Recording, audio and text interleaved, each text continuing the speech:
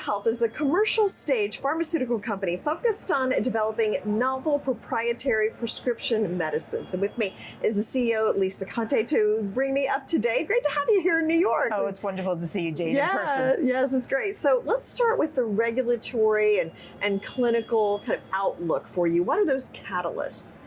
A great question and great timing. We've been running this company for decades, and there's a convergence of really important clinical and regulatory catalysts going on right now.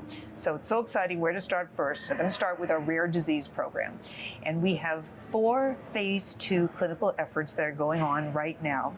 2 proof of concept studies with rare disease of MVD and SBS. What does that mean? These are patients, pediatric patients, who are born with intestinal failure. They have no ability to absorb nutrients of life, so they live on parenteral nutrition up to 20 hours a day, 7 days a week for their entire life. Catastrophic for the patient, catastrophic for the family. We will have our first proof of concept data for crofelemer in development in both of those patient populations. We have the first patients enrolled already starting in April, and it'll continue to roll out through the rest of the year with published proof of concept data.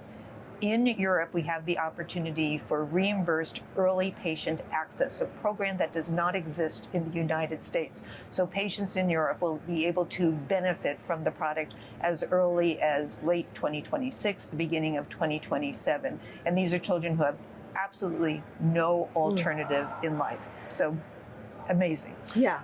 The second major catalyst is the culmination of a phase 3 clinical trial that we did to expand the indication of a product that we already have approved and commercialized, and that's crofelemer under the brand name Mytesi.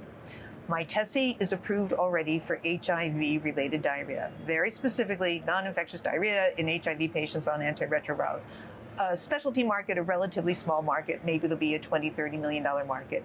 The study that we completed is to expand the indication prophylactically to cancer patients on targeted therapies, the therapies that, for example, metastatic patients will stay on for the rest of their life. And that's the point, for the rest of their life, to live, not just to exist with side effects. There's 20 different side effects. We're a supportive care company. We're hitting diarrhea first. We did a presentation at the San Antonio Breast Cancer Conference in December of last year where we showed statistical significance in a responder analysis of a prospectively defined subgroup of breast cancer patients.